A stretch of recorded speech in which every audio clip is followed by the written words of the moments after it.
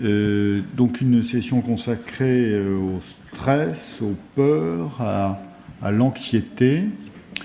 Et donc c'est Thérèse G qui va venir nous parler des circuits de la peur et de leur dérèglement. Thérèse est directrice de recherche INSERM. Elle a co-dirigé le laboratoire de physiopathologie et maladies mentales avec Marie-Odile Krebs au Centre hospitalier des neurosciences. Julie veut dire quelque chose. Je vais modérer la session avec Thérèse et vous, Bruno. Ah bon, d'accord. Donc moi, c'est très bien. On Mais a alors, introduit Thérèse, donc c'est parfait. non, mais vas-y. Mais vas-y, mais pardon, parce que moi, Vas-y. C'est fait. Mais si, non, mais il faut que tu dises donc, des merci choses. à Bruno. Thérèse, effectivement, qui est spécialiste des effets du stress chez l'animal, comme modèle physiopathologique des maladies psychiatriques au sens large. Donc voilà. Tout à fait. Donc, on passe la parole. Merci. Donc en fait, c'est vrai qu'on a beaucoup travaillé dans l'équipe sur les effets de l'environnement. Donc le stress en est un, mais aujourd'hui, je vais vous parler de la peur. Donc on change complètement là de session, c'est le cas de le dire. Et j'espère que je ne vais pas trop vous faire peur avec ce que je vais vous raconter. Je vais vous parler quand même un petit peu de l'animal. Et j'espère que vous comprendrez l'intérêt des neurosciences pour apporter, j'allais dire, aller vers des innovations thérapeutiques pour les maladies mentales. Alors la peur, bien sûr, je suppose que vous avez tous eu à un moment ou à un autre dans votre vie eu peur, donc vous savez ce que c'est. Et en fait, c'est une réponse, j'allais dire, comment définir la peur? C'est une réponse, j'allais dire, émotionnelle, normale, adaptative de votre organisme. Vous l'avez vu vous-même, comment se manifeste un comportement de peur? Eh bien, elle va se manifester par une augmentation de votre rythme cardiaque. Vous allez trembler, vous allez avoir la chair de poule, enfin tout ça va dépendre, bien entendu, de chaque personne. Et bien entendu, la libération d'une hormone qui est l'adrénaline. Mais ce qu'il faut comprendre, c'est que vous avez peur en présence ou dans la perspective d'un danger. Et donc c'est cette bouffée d'adrénaline qui va vous permettre donc de réagir très vite, de vous préparer donc à fuir ou à combattre et à échapper donc à un danger potentiel. Cependant, il y a certaines personnes qui présentent des manifestations exagérées de la peur. Là, j'ai pris un exemple, par exemple la peur de l'araignée. Beaucoup de personnes manifestent ce que l'on appelle une arachnophobie et vous allez me dire que c'est une peur qui est brève, qui est surmontable et que, bien entendu, avec des approches comportementales, on va bien entendu éliminer cette phobie rapidement. Par contre, vous avez d'autres réponses, d'autres effets importants. Ce sont les effets d'un stress traumatique important qui, eux, vont entraîner des états pathologiques que l'on appelle donc l'état de stress post-traumatique, qui va se manifester donc par une reviviscence du traumatisme. Et je n'insisterai pas plus parce que Bruno Millet va nous parler donc de cet état pathologique tout à l'heure, mais tout simplement pour vous dire que cet état pathologique, en fait, on s'en est rendu compte parce qu'on a vu qu'il y avait en fait des anomalies au niveau de certains circuits neuronaux qui sont donc impliqués dans la peur, et c'est ce dont je vais essayer donc de vous parler, j'allais dire brièvement, parce que on pourrait en raconter pendant des heures, tellement il y a de nombreux circuits dans le cerveau qui travaillent pendant cette réponse de la peur. Alors, l'amygdale est une des régions principales de votre cerveau qui va donc travailler beaucoup pendant votre réponse de la peur. C'est ce qu'on appelle le hub des circuits de la peur. Elle est située dans le lobe temporal médian. Elle a un rôle clé dans l'apprentissage de la peur et aussi elle va renforcer, j'allais dire, la rétention mnésique des souvenirs. On a vu ça à la fois chez l'homme, mais aussi chez l'animal. Ce que je vais en profiter pour vous dire qu'en fait, toutes les neurosciences ont beaucoup apporté, j'allais dire, dans le domaine de la peur. On a pu identifier ces circuits chez l'animal qu'on a ensuite retrouvés chez l'homme. Alors, l'amygdale, elle reçoit sans arrêt des entrées sensorielles en continu. Donc ces entrées sensorielles sont continues, ce sont des influences, des inputs auditifs, visuels, olfactifs, qui vont tous être concentrés donc au niveau de l'amygdale. Et l'amygdale va avoir bien entendu des voies de sortie, et ces voies de sortie vont passer par le thalamus, l'hypothalamus, le tronc cérébral, ce qui va vous permettre de répondre d'une manière ou une autre à la peur. Alors, justement, je venais de vous en parler, animal-homme, on voit par exemple que l'amygdale, qui est donc une région très importante pour l'expression de la peur, et bien cette complexité de l'amygdale, on la retrouve même chez les non-mammifères, chez les oiseaux, chez les reptiles, et jusqu'à l'homme. On a donc cette complexité qui est composée, là je vais revenir plus tard, donc par plusieurs noyaux. Vous voyez ici BLA, je suis désolé de vous ennuyer avec ces abréviations, bon, ce sont des noyaux basolatérales et noyaux centrales, qui sont vraiment j'allais dire, des régions primordiales dans votre réponse, la réponse que vous aurez à la peur. Alors voilà, donc c'est l'organisation de cette circuiterie, je vais faire bref, ne vous inquiétez pas. Donc vos entrées sensorielles, donc tout ce que je vous disais tout à l'heure, vos stimuli auditifs, visuels, vont rentrer donc soit par le thalamus, qui est une autre région cérébrale, ou le cortex, et ces informations sensorielles vont être véhiculées vers différents noyaux d'amygdale, c'est-à-dire soit vers le latéral, le noyau latéral de l'amygdale, soit vers le noyau central. Mais elles vont toutes converger vers ce noyau central pour aller vers les voies de sortie que je vous disais tout à l'heure, qui étaient l'hypothalamus, le tronc cérébral et le thalamus. Et ce sont donc ces sorties qui vont vous permettre des réponses physiologiques comportementales. Et on dit que l'amygdale est très importante, mais pour aller plus en détail, c'est un noyau très fin dans l'amygdale, on appelle le noyau intercalé, peu importe, qui va donc gérer toutes ces sorties de l'amygdale.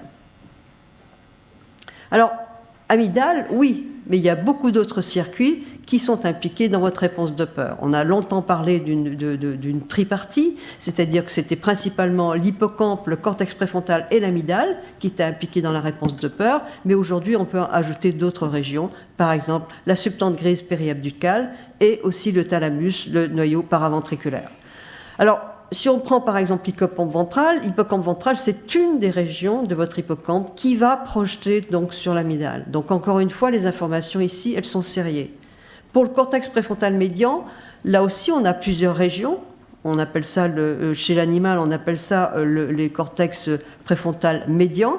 Mais à l'intérieur du cortex préfrontal médian, vous avez deux sous-régions qu'on appelle infralimbique, prélimbique. Vous allez me dire, c'est pourquoi ça? Tout simplement, ça correspond à des régions précises chez l'homme, qui sont le dorsolatéral préfrontal cortex et le cortex préfrontal ventromédian. Et on s'aperçoit que ces deux sous-régions du cortex préfrontal médian vont être connectées à différentes parties de l'amygdale. Donc vous voyez un petit peu la complexité de ces circuits qu'on va retrouver à chacune de ces entrées, aussi bien au niveau des entrées donc, du cortex préfrontal de l'hippocampe, mais également au niveau du thalamus. Par contre, la substance grise périabducale, elle ne projette pas vers l'amygdale, mais elle est une voie de sortie. Donc vous voyez un petit peu la complexité donc, de ces circuits de la peur, complexité qu'on va retrouver aussi au niveau de la cellule, c'est-à-dire que je vous ai représenté ici dans le cortex préfrontal médian, ce sont des interneurones spécifiques qui vont exprimer donc qui vont exprimer de la parvalbumine, qui vont être directement connectés donc à une partie de cette amygdale. Et récemment, on a une équipe française, pour pas la nommer, c'est l'équipe de Cyril Herry à Bordeaux, qui a montré qu'en fait que c'est un couplage, c'est une synchronisation donc, entre cette partie du cortex préfrontal médian et de l'amygdale, un couplage, donc une synchronisation de 4 Hz, qui fait que c'est bien la voie préfrontale amygdale qui va déterminer donc, votre réponse de la peur. Donc tout ça est bien entendu chez l'animal. Mais ce que l'on sait, c'est que la réponse de peur, elle peut être apprise, c'est-à-dire qu'on peut associer un stimulus neutre et un facteur stressant qui va être le danger physique. Donc on peut avoir ce qu'on appelle un apprentissage associatif. À quoi va servir cet apprentissage associatif? Il va servir à former ce qu'on appelle une trace de mémoire. Et c'est cette trace de mémoire persistante qu'on ne veut pas voir dans un phénomène de danger. D'accord? Et là, on a pu montrer, à la fois chez l'animal et chez l'homme, qu'il y a des modifications structurelles et fonctionnelles. Aujourd'hui, je n'ai pas le temps de vous en parler, mais ça a été démontré à la fois, donc, comme je vous disais, chez l'animal et chez l'homme. Et ce que l'on voit, c'est que donc, lorsque vous exposez donc, la personne ou l'animal donc, à ce stimulus plus tard, on va récupérer cette mémoire associative, alors qu'on ne veut pas la récupérer. On veut éliminer cette mémoire du traumatisme. Donc ce qu'il faut, c'est qu'il n'y ait plus d'association avec le stimulus. Et on appelle ça l'extinction. C'est-à-dire c'est un nouvel apprentissage un nouvel apprentissage que l'on va voir comment on peut étudier ça chez l'animal. Alors, ce qu'on pourrait dire, c'est, on va parler d'une mémoire de l'extinction, puisqu'en fait, on veut éteindre cette mémoire traumatique, mais c'est pas tout de l'éteindre, on veut maintenir en fait cette extinction. Alors, on sait très bien que dans les processus de mémoire, vous avez ce qu'on appelle l'encodage, qui va vous permettre donc de former cette trace de mémoire. Ensuite, cette trace de mémoire, elle va être mémorisée à court terme, c'est ce qu'on appelle la mémoire de travail, mais ensuite, elle devra être consolidée pour passer en mémoire à long terme. Et vous savez que lorsqu'on se remémore un souvenir, il faut que ce souvenir, il soit réactivé avant d'être reconsolidé. Donc, dans le cas de la mémoire émotionnelle, là, c'est un peu particulier. C'est-à-dire que vous allez beaucoup plus mémoriser un souvenir qui a une connotation émotionnelle. Par exemple, si je vous demande qu'est-ce que vous faisiez le 13 novembre 2015, je suis sûre que la plupart d'entre vous se souviennent de ce qu'ils faisaient ce soir-là, donc le jour des attentats. Voilà, donc en fait, ce qu'on veut aujourd'hui, et c'est pour ça qu'on a besoin du modèle animal, c'est de faciliter dans cette extinction de la mémoire, mais non seulement faciliter l'extinction, c'est encore quelque chose qu'on peut faire spontanément, mais le problème va être dans le maintien donc, de cette extinction. Et là, donc, on a pu montrer que, bien sûr, les régions dont je vous ai parlé, c'est-à-dire les régions préfrontales, la région de l'hippocampe, bien entendu, tout ça contré par l'amygdale, joue un rôle très important. Et pourquoi je ne vous ai pas donné en détail donc, toutes ces régions donc, et leur implication donc, dans la peur, c'est qu'on a une organisation temporelle de l'application de chacun de ces circuits. C'est-à-dire au moment de l'encodage, vous allez avoir certaines régions qui sont impliquées, ensuite au moment de la transformation en mémoire à long terme, puis ensuite lors de la consolidation, lors de la reconsolidation, à chaque fois vous allez avoir différents circuits qui vont intervenir. Donc c'est très compliqué de vous donner tous les détails. Alors, nous, ce que l'on fait chez l'animal, eh bien, on peut analyser la peur chez l'animal. On a le modèle expérimental le plus étudié, c'est la peur conditionnée. C'est-à-dire, qu'est-ce qu'on fait? On va exposer l'animal à un son, et ce son, il va être couplé à un choc électrique léger que l'animal va recevoir sur les pattes. Donc, qu'est-ce qu'il va faire? Il va avoir peur et il va être immobilisé. Et nous, chez l'animal, on peut très facilement donc, calculer ce temps d'immobilisation qui, bien entendu, va augmenter au fur et à mesure que l'animal recevra donc, ce son associé à ce choc électrique. Ensuite, on met l'animal en présence d'un son seul, mais l'animal a toujours peur, parce qu'il pense que le son va arriver, donc après le son va donc arriver ce petit choc électrique qu'il a eu. Et donc là, on va essayer d'apprendre au rat à ne plus avoir peur. Et ça va se faire, comme je vous le disais tout à l'heure, spontanément. C'est-à-dire, au fur et à mesure du temps, il va comprendre que ce son n'est plus associé à un choc électrique. Et on va donc voir une diminution de ce temps d'immobilisation, ou freezing, qu'on appelle en anglo-saxon. Alors maintenant, en parlant un petit peu donc, de l'homme, c'est-à-dire, bien entendu, c'est bien de faire de la recherche chez l'animal, mais comme le disait le professeur Krebs en début de cette journée, en fait, c'est très bien, mais il faut quand même se caler sur ce que l'on trouve chez l'homme. Donc, quelle est la physiopathologie? Qu'est-ce qu'on trouve? Donc, je vous ai parlé tout à l'heure donc, du stress post-traumatique. Alors, on sait que, par exemple, lors du stress post-traumatique, on peut traiter les patients. Tous ne répondront pas, mais on sait que quand même on aura quand même des améliorations cliniques. Lorsque l'on traite ces patients, c'est-à-dire on va les traiter à l'hôpital, on va leur faire ce qu'on appelle des traitements cognitivo-comportementaux, et on va arriver à leur faire éliminer, dans ce que je vous disais tout à l'heure, ce souvenir traumatique. Mais tout ça marche très bien à l'hôpital, sauf que quand la personne rentre chez lui ou retourne sur le lieu où a eu lieu l'événement traumatique, eh bien la peur revient. Et donc c'est ce retour des réponses traumatiques sur lequel on a voulu travailler chez l'animal. Alors on reprend notre modèle chez l'animal, il reçoit donc un son qui est couplé à un choc électrique, ensuite on le laisse éteindre, donc réaliser cette extinction, et on a la même chose, c'est-à-dire que si vous replacez l'animal dans le même contexte où il a reçu le trauma, eh bien vous allez à nouveau avoir une peur. C'est ce qu'on appelle le retour de la peur. Donc, dans l'équipe, nous avons voulu donc, essayer de comprendre quel circuit pouvait être impliqué donc, dans ce retour de la peur. Et c'est ce que nous avons pu réaliser. Alors nous sommes un petit peu calés, là encore, sur ce qui a été fait chez l'homme.